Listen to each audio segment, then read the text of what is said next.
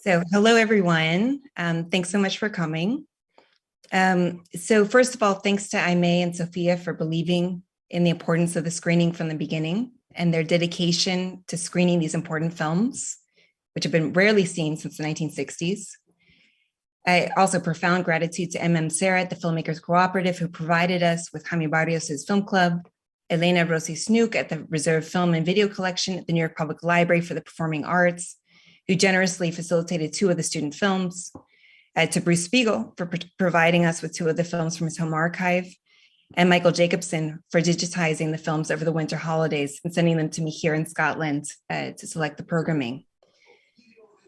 So this online screening celebrates the community media work of experimental Chilean filmmaker Jaime Barrios, alongside that of student filmmakers of the Young Filmmakers Foundation.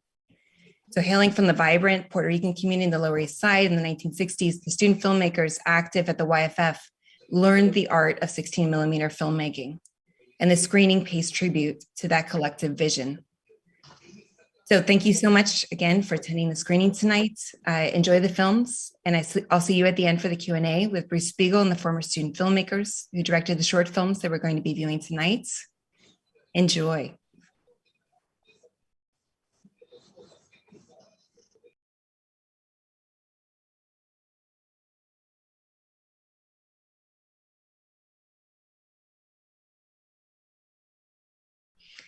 Before we start the Q&A, I'd like to play a brief audio interview that I did with Freddie Perez, who's the director of Hip Jean Genie, the 3rd student film that we screened. So Freddie was unable to connect today, but wanted us to share these words in this clip, which was edited by Michael Jacobson, documentarian and former movie club student filmmaker who's here today, and also a good friend of Freddie's.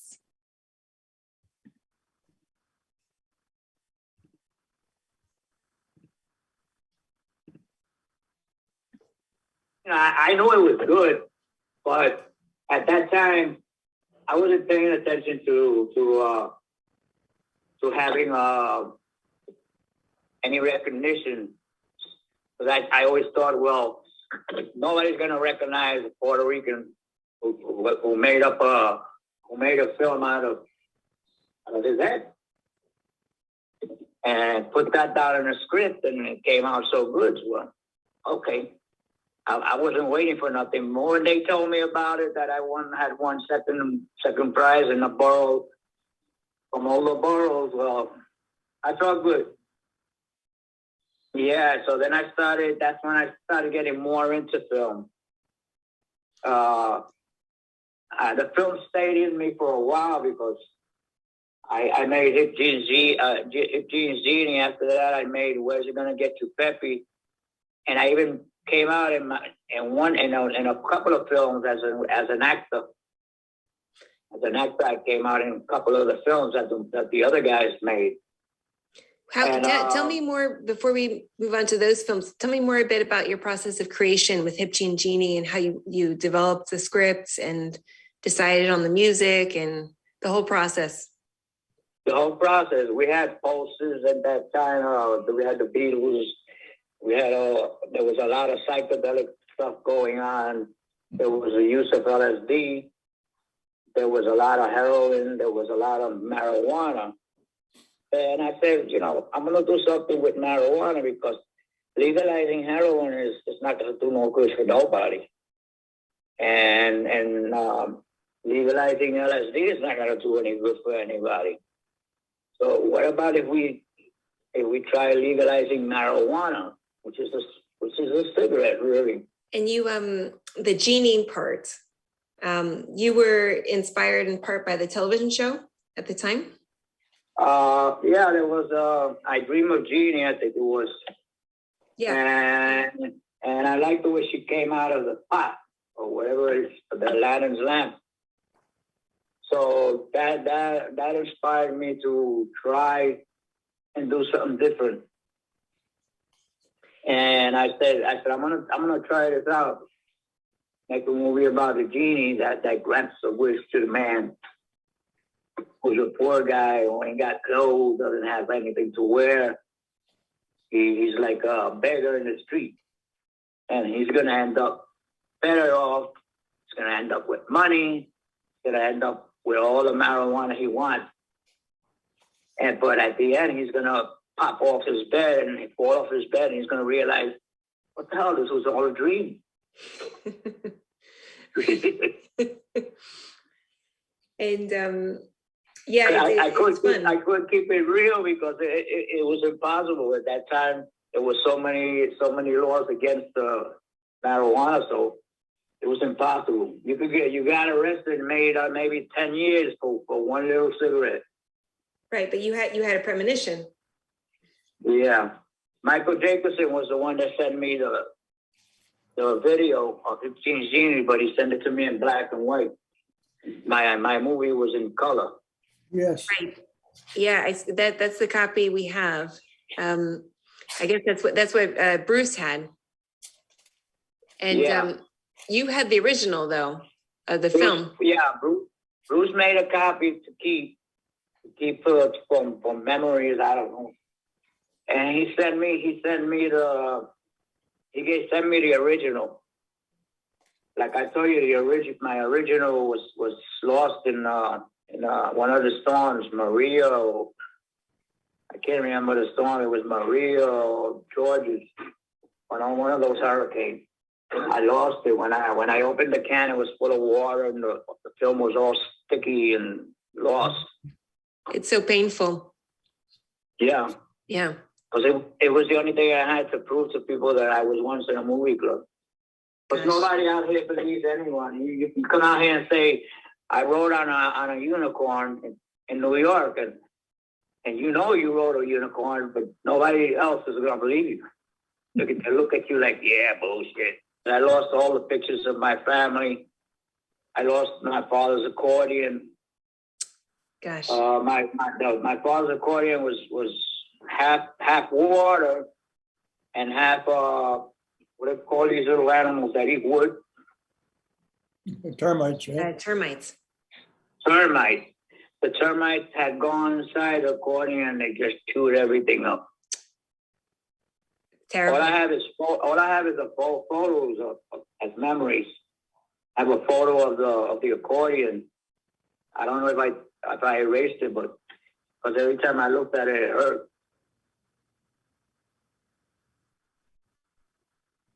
Wow. So I wanted to start with a statement from Freddie, because I think it speaks to the passion for filmmaking that a lot of the student filmmakers experienced, the sense of fulfillment and recognition, acknowledgement that was achieved through the diverse projects of the Young Filmmakers Foundation, right? But I think that Freddie's words also attest to the precarity of that memory, right? It's vulnerability, the constant threat of loss. And that's also why I'm so excited about this screening and the recognition of this important work that this event implies, right? So with this brief interview from Freddie, I'd like to start our live Q&A. So I guess we'll be dropping the formal bios in the chat, and we have the pleasure of having three former student filmmakers with us this evening. We have Michael Jacobson and Linda Rivera, both of whom participated in Moving Club, which was a sister organization of Film Club associated with the Young Filmmakers Foundation. Linda directed Young Love, the second student short in the program, and is zooming in with us from Lakeland, Florida. Michael directed Young Braves, the short that closes the program, and is speaking to us from New York City. Alfonso Pagan, who is part of Film Club and co-director of Life in New York, is joining us from Kissimmee, Florida.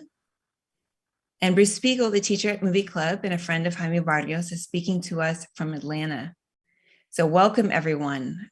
We're so pleased to have you here with us today. Hi. Hi, everybody. So before we take questions from the audience, I have a few questions myself, and I'm going to go in the order of the program. We'll talk about 20, 30 minutes and then open up to questions from the audience. So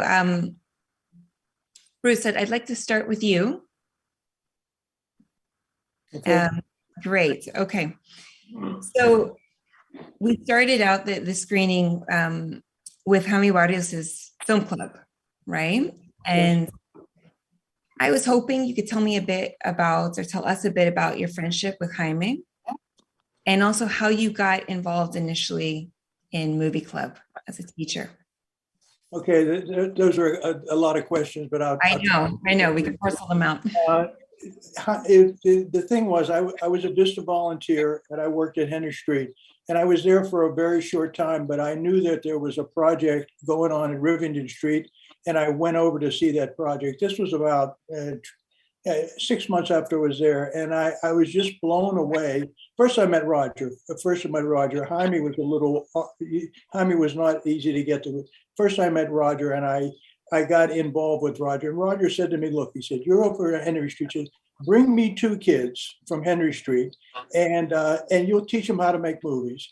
And I'll help you. And I was just a film student myself. I'd made a couple movies. I wasn't really sure how to work the light meter, but I found a couple kids. One kid was Louis Vale, and one kid, I believe, was Alfonso Pagan. I'm not sure. It was fun. I brought those kids, another kid, Jose Colon. I brought those kids over to Jaime's place, and they completely caught on to what was going on. They really loved it. They loved the physicality, making movies. It really excited them. And through that experience, I got involved, and I actually worked with Roger Larson. Roger Larson was a big help to me to develop how to work with kids and how to approach kids in this milieu. And then suddenly the summer came along, things were going already. He said, look, I can get $1,000 from the University of Cultural Affairs, the one that the woman's in the film. I wrote a little proposal. I got $1,000, and with the $1,000, I was able to get two rewinds, splicers. Some kids from the school stole from the high school some splicers, and I got a Bolex, a rack over Bolex to the pawn shop on 2nd Avenue. We had a projector, and the film club was born. That was it. And I started to, I was all by myself at that point, and I have some pictures. And just to give you an idea, I'll just show you what the film club looked like. Originally, we had this apartment over, I don't know if you can see that. Can you see that? Yes, fantastic. Okay, so that's the movie club.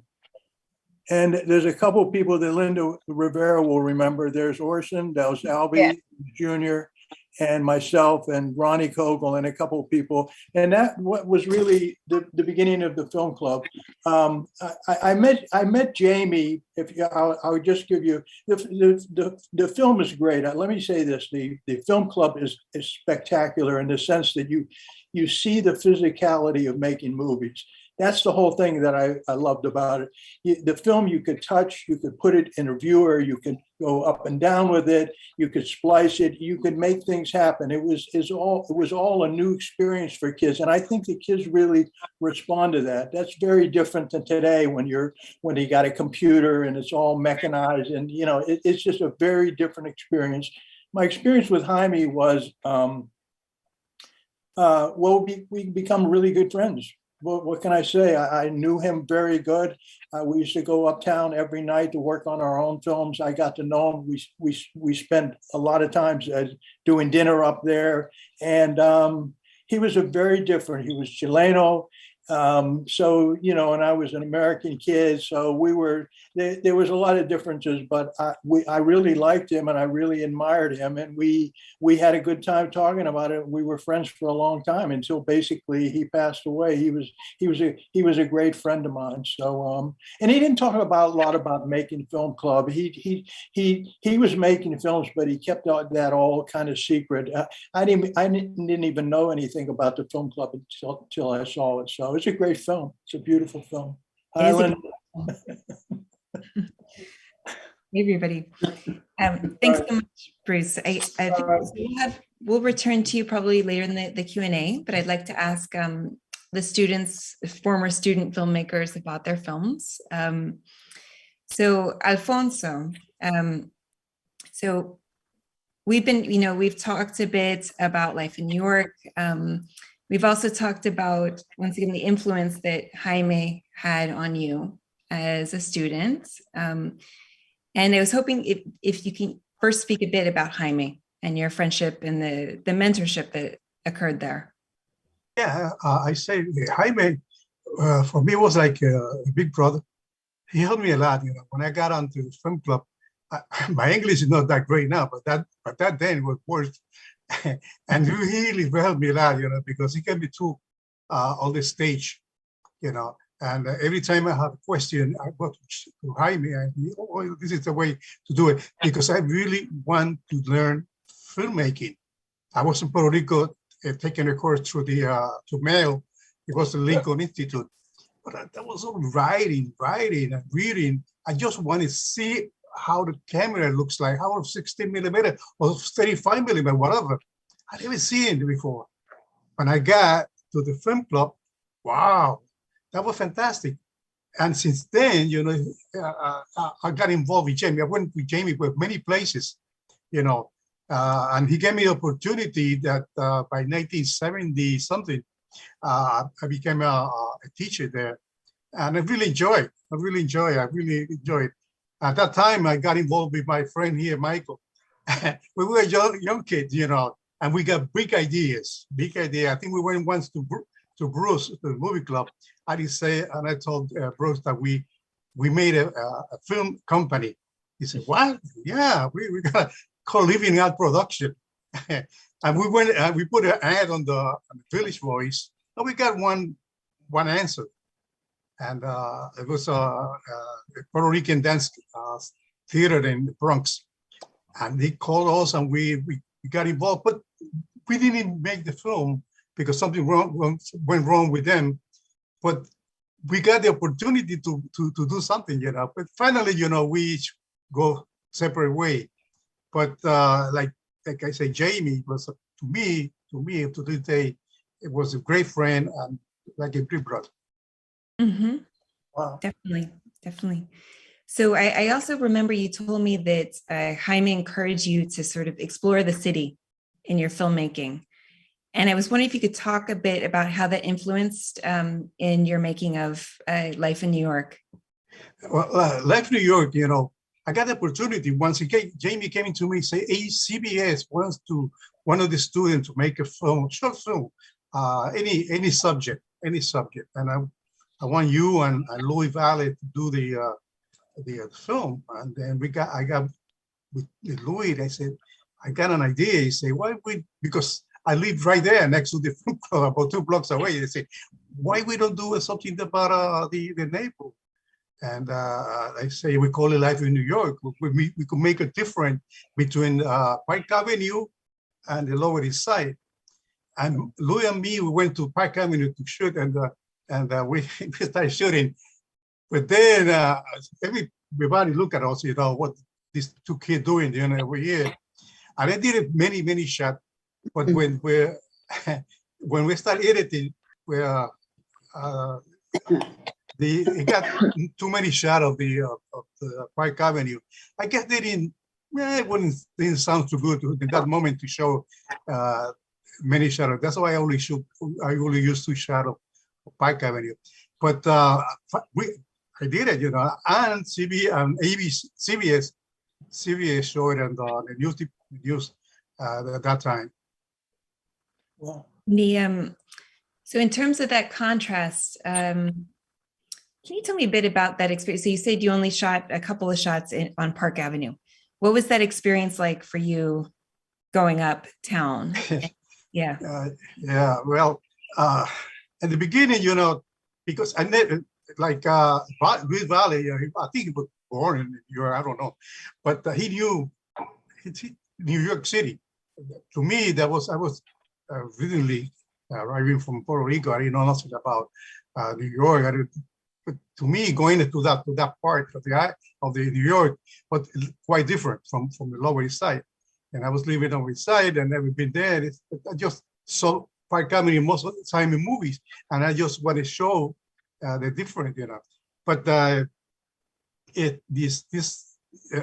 when when finally we did the film, we edited the film. Like I said, I think they decided, oh, that's only two couple of shots. We don't, we don't got very much involved with the great people up there. So speaking of that, I know you got some critical reception in different neighborhoods and for different reasons. Mm-hmm. So could you talk a bit about the reaction that you Yeah, got? one day we were showing the film, and I think it was in Harlem, and when the lady with a kid stand up and she said, "Why are you showing that to people? That's bad for them." And I tried to explain to her that I was trying not to show them not to do what I was showing in the film, and not to encourage them to do it. No, not to do it. And finally, I convinced her, and she stayed. But the beginning was kind of difficult for her. She didn't want kid to see it. But they say, I don't want to show them to encourage them to do. No, it's and the other way now. The other way, we don't want to show them not to do it. That way that they will stay away from this. It's a better idea to do it. She thought you were glorifying the drug use. That's right. Yeah. And I said, no, because one of the kids was my own nephew. I don't want him to show him that. I just use him as an actor. That's it. Right. That makes sense. Thanks so much, Alfonso. So I think we're going to turn to Linda now. So your film is beautiful, and it's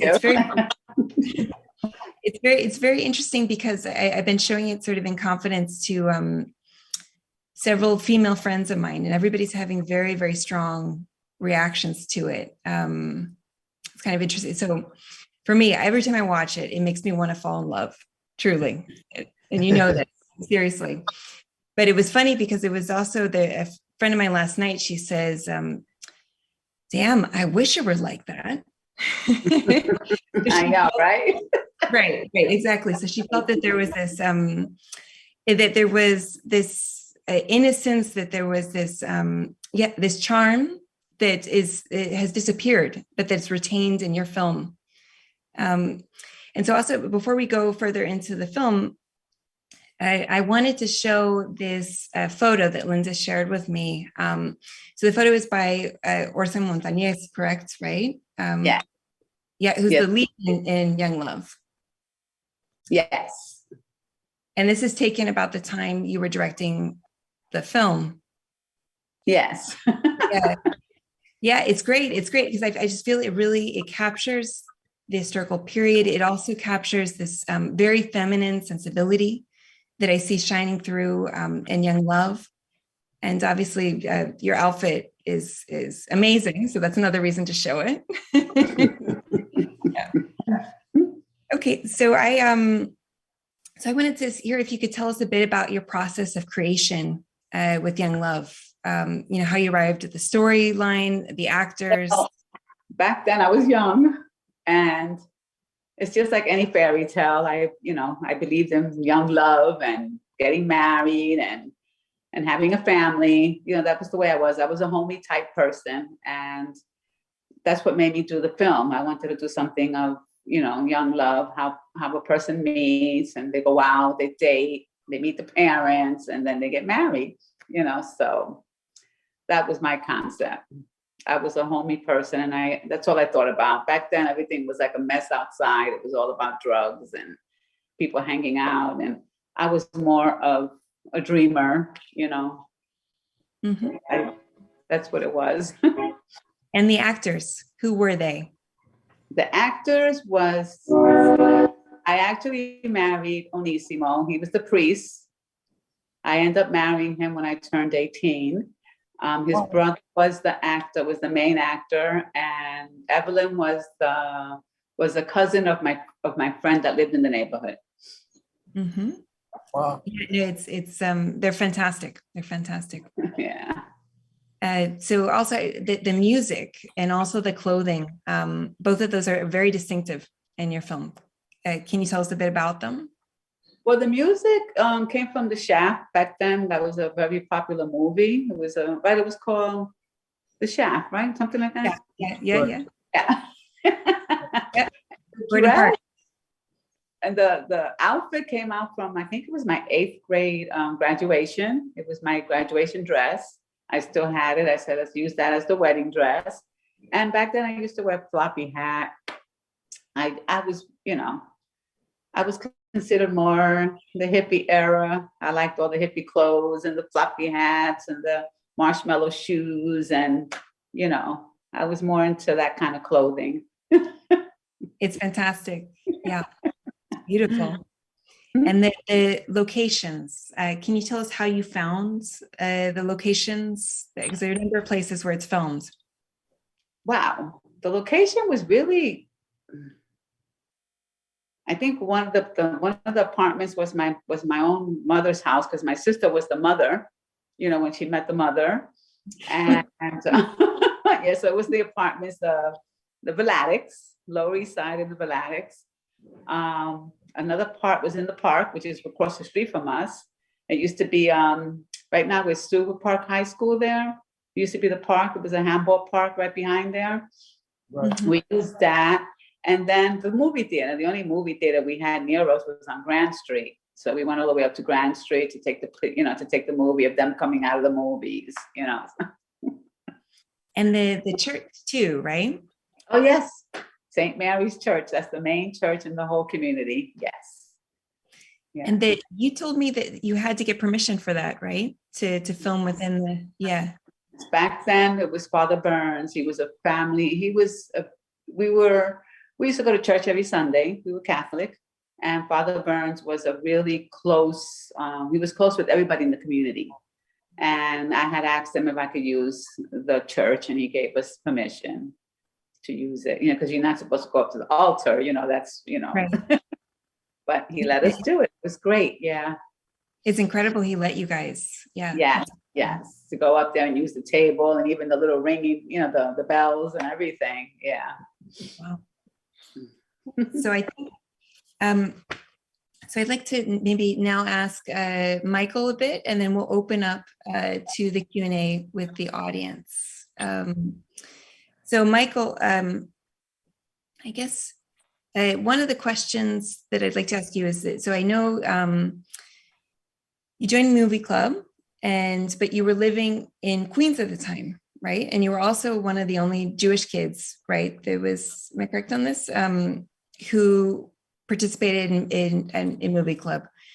So I was wondering if you could talk a bit about that experience, and also it's sort of an insider outsider status, right? So what happened is my parents originally were from Germany, and they fled in time to Palestine. And my brother and I were born in Israel, but my father was very, very unhappy. And after living there for 20 years, we left. And of all things, we spent 2 years in Germany. And then after 2 years in Germany, my parents realized maybe that wasn't the best idea. So somehow they were fortunate to get a chance to come to New York. So when I was 11, I came to New York, and my parents moved to Kew Garden Hills, which was mostly a Jewish neighborhood. But I struggled in school. I struggled with the sports of the neighborhood. I just had a kind of tough time making friends. I had some friends. Anyway, my father had bought me a little 8mm camera, and I would play with that camera with some of the younger kids in the neighborhood, and I would dream.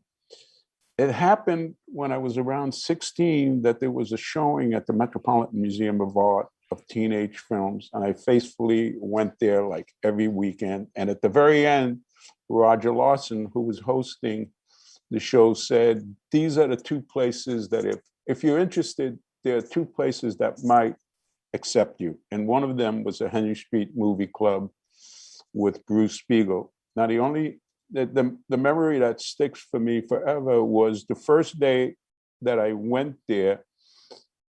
I met Bruce, and I talked to Bruce like for a half hour, and he says, okay, look, I want you to sit down here with Orson. Orson is the the lover within Linda's film. He's the young man who was, if I was 16, he was 13. And for the next hour and a half, he taught me how to use the Bolex camera, how to load the films, how to focus the camera, how to use the light meter.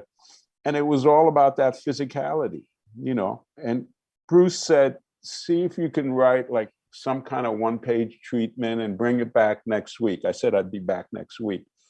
And I was, again, still thinking like I was going to make a film about people who had alcohol problems. But Bruce says, you don't even drink, you know. But anyway, what I was going to say is thanks to the movie clubs, thanks to Bruce for the patience. It took me a year or two to get into the groove. But as long as you were patient, as long as you were willing to come and put in the time, the place was open. Anyway, that's some of the things that come to my mind. Beautiful. Yeah. So I'd now like to talk about your film, Right. Young Braves. So one of the things I'm really struck by with it is the rhythm, right? The editing, the music, and the film almost strikes me as a choreography. And there's obviously the moment in which the boys are actually dancing. The film in its entirety feels like choreography to me. So I wanted to hear a bit about how you arrived at the idea for the film, the music, and also the rhythm, right? Right. So I can't fully easily answer that. But as I spent more time, I would go maybe 2-3 times a week after school and spend several hours. I got to know the teenagers, other teenagers that went to the movie club, and that would be kind of an extended group. So there were teenagers that were making films, and then there were their friends who were also hanging out. So over time, I got to know some of these kids, and I don't know how I got it into my mind. I mean, it's still the style that I use today. I got the courage to ask one of the kids, who was kind of a ringleader type, to see if they would get together with me and that we would do a sequence. We would do this particular, we'd spend an afternoon together and I would shoot. And so that over a period of 2-3 months led me to get together with them several times to collect maybe an hour's worth of material. And then I started editing. And then again, I think Bruce really encouraged, you know, it's kind of, we would, you know, I would edit and then I would project to him and then he'd give feedback and then I would go back. So over several months, that film was formed. Then Bruce was generous enough to let me come up and listen to the music that he had. And, you know, it was just a slow process of learning this whole technique. I mean, I don't even know the particular things that I don't do. I don't know if you could teach, you know, when I'm thinking about it. That it was a very organic process. Yeah. I think that's a good word. Maybe Bruce has a reflection on it. I do. Yeah. Yeah. So I think I would like to open up questions to the audience a bit. If not, I have more.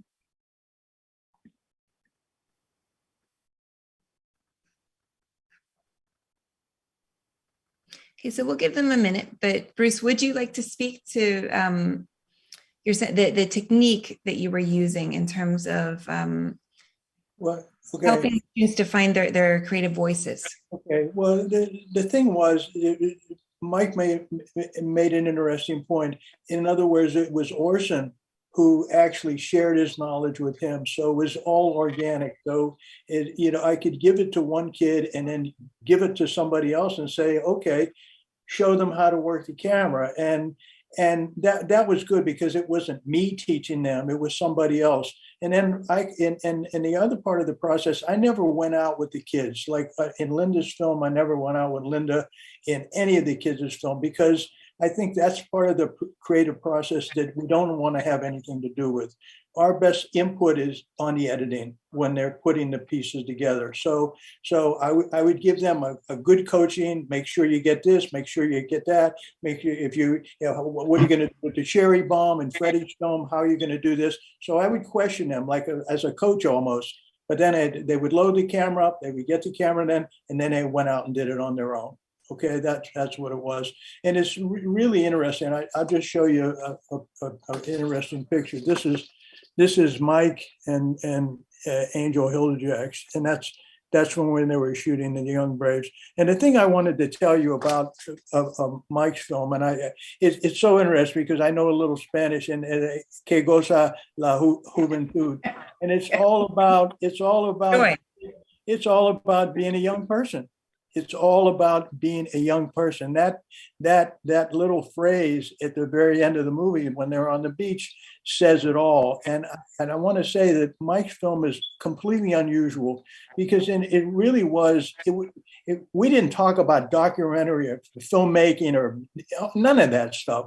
But his film is a real reflection of I'm going to take the camera out and just be with these people. And he was like a fly on the wall, and he could capture their essence and their energy, and he was able through his own creativity to put it together in a way that it really makes beautiful sense.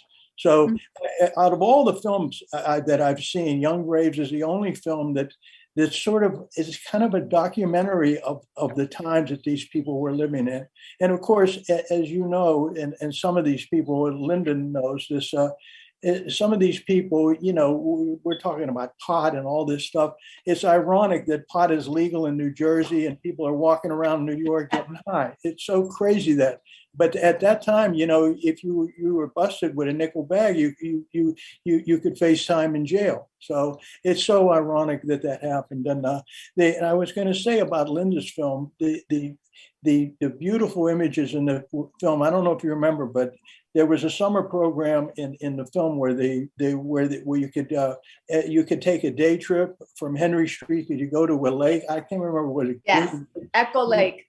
Echo Lake. Okay. Echo Lake. And yeah. So that's where Orson and Evelyn, right?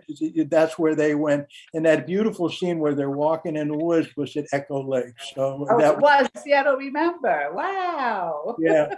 So I remember that. So, but the other thing was, I will mention this.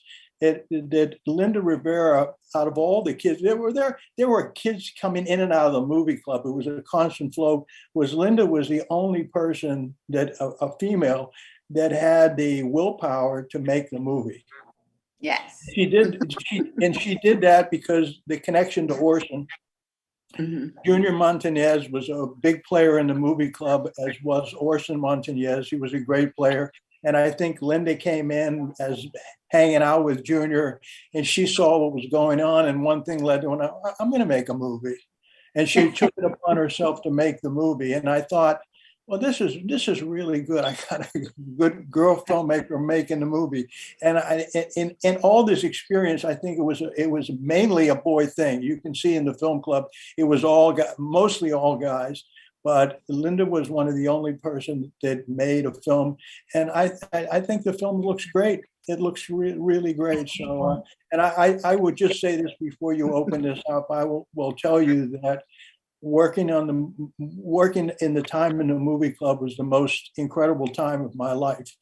Actually, I'm old and crazy now, but during that time, that was a really important part of my life, and the relationships that I built with all these kids are still really important to me. So it really means a lot to me that you're doing this show and that you're showing these films. And I would like to think that we should use this as a way to launch so that other people could see what happened during this time, because this time has been there and gone. Nobody's running out with a 16 millimeter camera anymore. I don't think so. Yeah. So it was a very unique time in our lives, and I'm very happy that I had the opportunity to be a part of it. Yeah. It's interesting because when I spoke to each one of you, what everybody said is that the thought that you're left with is that you wish this sort of project were going on today. Yes. Yeah. Yeah. And obviously there are some projects, but there's not the same level of community commitment, Right. the youth creativity that we see in the 60s in this period. Right.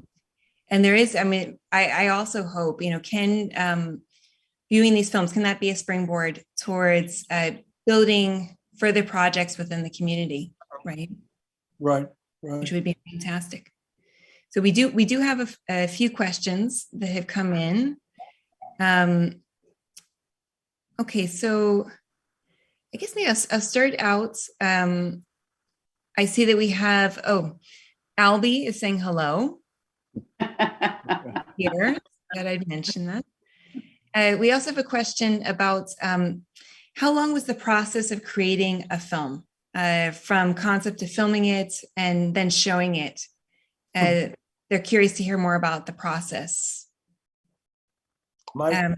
Yeah, I mean, I think easily it could take 6 months to a year, because every time the camera that we had took 100-foot spool, which was 3 minutes.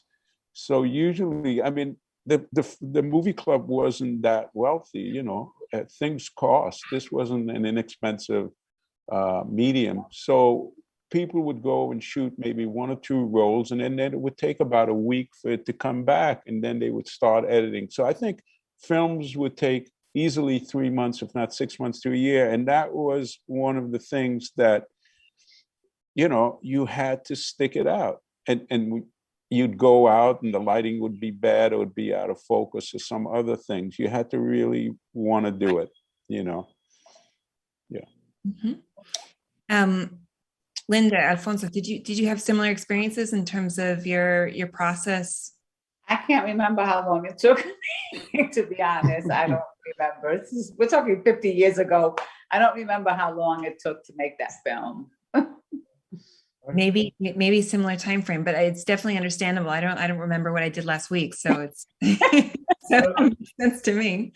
I will say this about that. In Hips, Jeans, Genie, in Freddie's film, this film starts out with this really animated guy who's the genie. And then one time Freddie came in and said, well, the genie's gone, man. He doesn't want to be in the film. So I had to take over, and I wasn't a very good genie, but that's what happened. A lot of times there was problems with actors. So it was a long process. Some of these kids, like Edgar Sanchez made Tomorrow Never Comes, Freddie Mean, Where's It Gonna Get You, Peppy? It would take a long time. It just, well, he can't do it today. He maybe tomorrow. So it was, you had to be encouraging, and you had to keep working with it, because you wanted to get to the finish line. You wanted their film to get finished, because when you get the film finished and you can take a step back and look at it and say, oh man, that's my work. That's beautiful. That's a beautiful thing. And I definitely wanted the kids to understand that. Like, this is a really incredible process. And you make one, you're probably going to make another one. And that's what happened with Freddie, by the way. He made Hips, Jeans, Genie, and Mike the same way. He said, well, you learned a little bit on that film. Second film is going to be a little better. So it sort of took over your life in that respect. So it did take a long time, that's for sure. Mm-hmm. Yeah, so we also have questions. Which year did each of those films come from that you created it? And also, we have a question here about the music. Let me find that again. So this viewer says, I enjoyed the Boogaloo and the other Latin music. Was that music your own? And we have another question. Was it ever dangerous filming? Theft, police, being on a roof. I believe this comes from Angel Roman. Yeah. Mm-hmm. So I guess years and music, because there's music in all of the films. And yes, go ahead. Whoever wants to jump in. Mike? Well, I was just saying, the music thing, like I said, Bruce had an extensive jazz and Latin collection, and he let me listen to a bunch of his LPs, and I just selected. And I guess and he probably also said, check this out, check that out. And that's where I learned the skill, which I think I still have today, is kind of choosing music that gives certain emotional thrust. And as far as feeling dangerous, I mean, even today, if I have a camera in my hand, I'm like lost and not paying attention to the danger that might be around me. I just like lost in doing it. Right, right. Alfonso. Well, I was thinking about that. When I was shooting the Life in New York, I was young. Well, I put remember I put the case on top of the car, and I was shooting, and the owner of the car came and he said, "What are you doing with this?" You know, he threw the case away, and the moment I didn't realize that I was doing something wrong, I said, "What's going on?" But then I think, "Oh wow, I could have damaged the car." Yeah, sometimes you get that kind of the situation. About the time of movie, in my case, Making Life in New York, because the CBS had the deadline, they only gave me a month to finish it, and I had to do it right away. Plus, most of the time is spent it, like Mike says, waiting for the lab to get the film developed, and then the music, like Bruce said, you know, most of the time, or Jaime or Bruce, they give you time. They give you open-minded. You could do whatever you want. That's the idea. You could be creative. You know, do your own thing. You know, and they are there to go to help you out, but you have to do most of the things. You know, and in this case, you know, it was great. That was the good idea, because you could do everything from writing the script, shooting, editing, filming, directing, producing, everything. You know, you could learn everything, and that was what great about filmmaking. Well, let me just mention to you, Linda, that was really Roger Larson's inspiration to me personally, because you know he said to me, he said, "Don't go out when they shoot. Don't go out when they shoot, because if I was there, my presence was going to thwart their individuality and what they were doing. So it was best that I look at the film after it came out, and then I could critique the film after it came out. But shooting the film was their time to shine. It was their moment of truth. They have to get down with the actors. They have to make them do what they wanted them to do. So I didn't put it that way, but that was a very good instinct, because if I would have gone out with them, the experience would have been completely different. The best thing was to let them go out, get the film back, and look at it. And when you looked at it, you could say, well, you didn't do this, you didn't do that, or whatever. That was the best way to do it. So it's really good. The creativity is in the shooting of the film. And that's where Roger told me, don't go out with the kids. And I followed all of Roger's instruction, because he was the head guru of filmmaking for kids. So, and Jaime.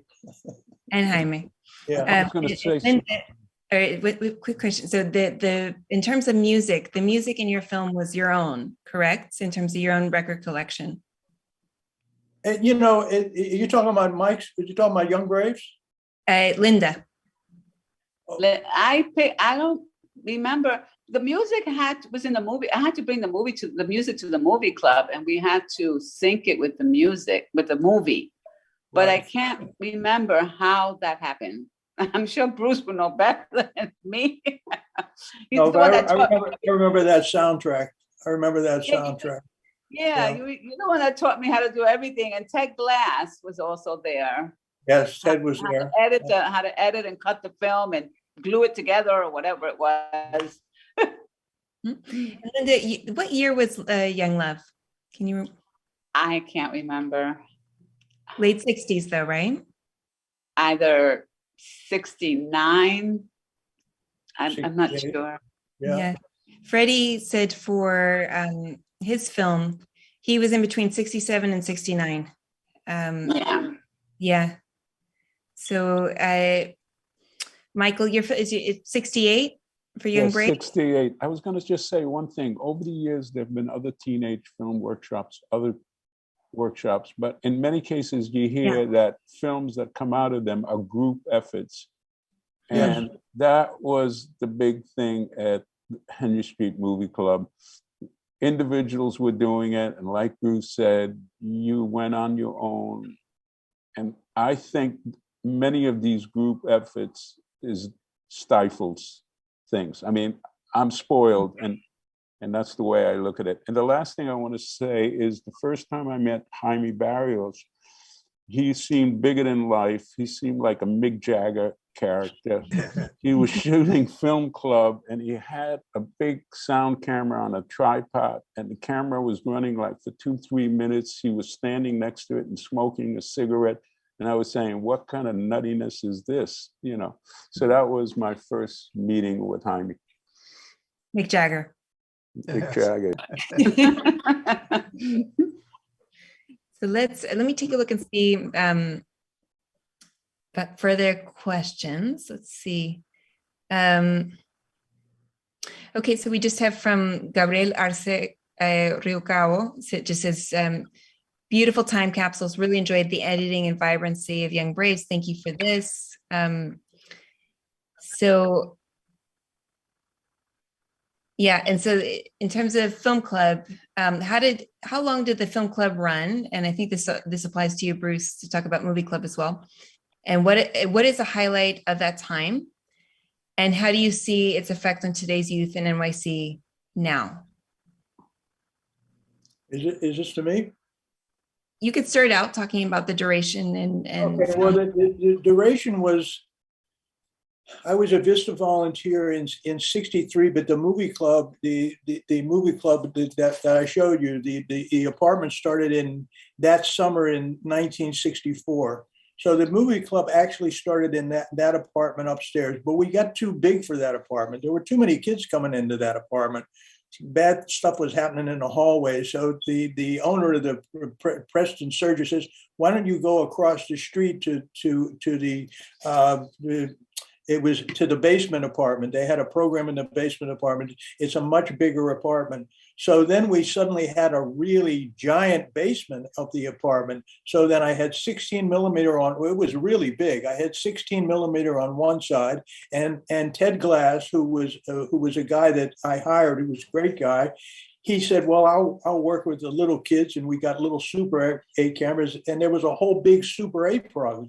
These were little kids. These were like 9, 10, 11-year-old kids. They were making movies in Super 8 with their own scripts and stuff, and putting stuff on the movies. So I want to say that the Henry Street, so 64, I want to say that by 1969, 1970, maybe that's about right. It could be off a year. I left Henry Street and Ted took over, and the times had changed. The economics of the area had changed. Things were different down there. During the time that I was there, this was a Lyndon P. Johnson Great Society. There was money coming in. People knew about the project. The Kodak donated like 150 rolls of film to the movie club. Bell and Howe said, well, you guys are doing a good program. I'm going to give you a projector. I'm going to give you a filmo. So it was a time that companies were much more interested in helping projects like this. By the 70s, everything had changed and it was different. So I would say late 60s, early 70s was the time that we made movies. So that was it. And my first camera, which was a Bolex camera, I got that camera for $50 at a pawn shop on 3rd Avenue. And that camera, you talk about cameras, that camera lasted for 2 to 3 years. And that camera went out with kids to the Lower East Side, to apartments, to crazy environments that they were in. And everybody took that camera out. Everybody brought that camera back. Same thing with the Bolex. We never had nobody took anything from us. You know what I'm saying? So the kids were very responsible when it came to taking care of the equipment and stuff. So what else did you ask me? I'm sorry for talking like an idiot, but what else do you want to know? We also have a question from Jaime. I'd like to open the forum to, yes. Oh. Go ahead. Thank you so much, everybody. It's such a pleasure to be here. My name is Jaime. I'm the curator of the show. I wanted to make more like a comment. And I wanted to praise, Jessica for her research in this amazing endeavor that you all were part of, and to say that it's really an honor to have the protagonists of the era with us, and it's really exciting. I wanted to make a comment about, like, maybe for the general audience, of what it meant for us to try to include the Young Filmmakers Foundation in this exhibition. I don't know if you all had a chance to see the exhibition. You can see the materials online and exhibition photographs and the artworks. But this is an exhibition that was trying to portray a generation of artists in New York in the 1960s and 1970s. Most of them, which were like Jaime, migrant artists that had come to New York from different parts. And in New York, they interact with a lot of people that come from different places or that are local New Yorkers, like some of yourself. What we thought was important was to try to make sure that this exhibition was an exhibition about community, right? And in that regard, the Young Filmmakers Foundation seemed like the perfect example, because not only because it was a community endeavor dedicated to a specific community like yours, but also because it offered a unique opportunity for self-representation, which is something that I think was very much the same process that many of these other artists were going through. Like Jaime himself, arriving to New York, having to find a space in a city that is very tough for any of us at any moment in history. It's a tough city to make a space for. That's why the show is called This Must Be the Place. It's about making space, making place for yourself, which is something that I believe, and I think you demonstrate, that is always made in community, with help and with solidarity, but also with collaboration. And so I thought, I think from all the collectives we have, I must say, even though I shouldn't, I think yours is my favorite one from the collective initiatives that we have portrayed in the exhibition, because it's dedicated to that, to self-representation, to offer different alternatives of self-representation, which I think is so important. So I wanted to highlight that. Anyway, and congratulate you for the beautiful films that you did, and for the beautiful activities that you did and the spaces you created. So thank you. Thank you, Jaime. That was beautiful. So I think we only have a few more minutes, if I'm correct on that. I do see a question here from Ariel Doherty, who was also a film teacher in the period, also pioneer of feminist filmmaking. And so Ariel, I believe you're asking if you can ask a question verbally. Ariel can step in, right? If she can turn on her camera. Sophia? Yes. So go ahead, Ariel. I think it might be the final question. I see we have more questions that we couldn't answer. Hopefully we can speak further in another occasion. But Ariel, feel free to step in. I think you can hear me. I can't seem to get the video to go. I think you're about here. There you are. So I took advantage of looking for some images from Young Filmmakers Foundation. So here is Rios at the Moviola. There, somebody else is sort of cut off. And also the movie box was a project that Young Filmmakers did, putting the material in libraries. But I want to thank you all for putting this program together and being on it and reviving all this work. And I personally really want to see this work go across the country.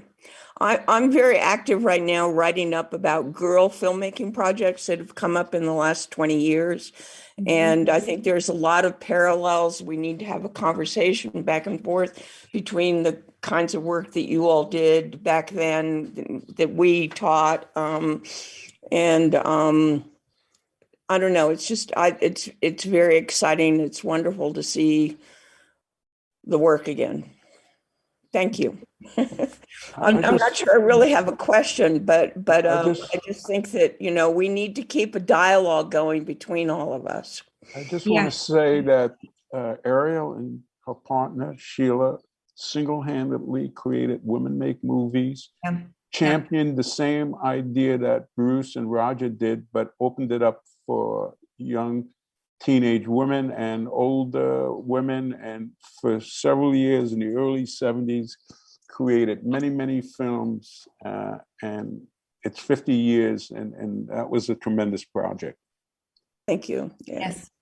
No, extremely important work. So we're very happy to have you here. And we also know how important Jaime was as well. To me personally, yes. Yeah, so it's beautiful to have you here. So I think we're basically at time, and it's almost midnight here in Scotland. So I think well, first of all, thanks so much to everyone for attending.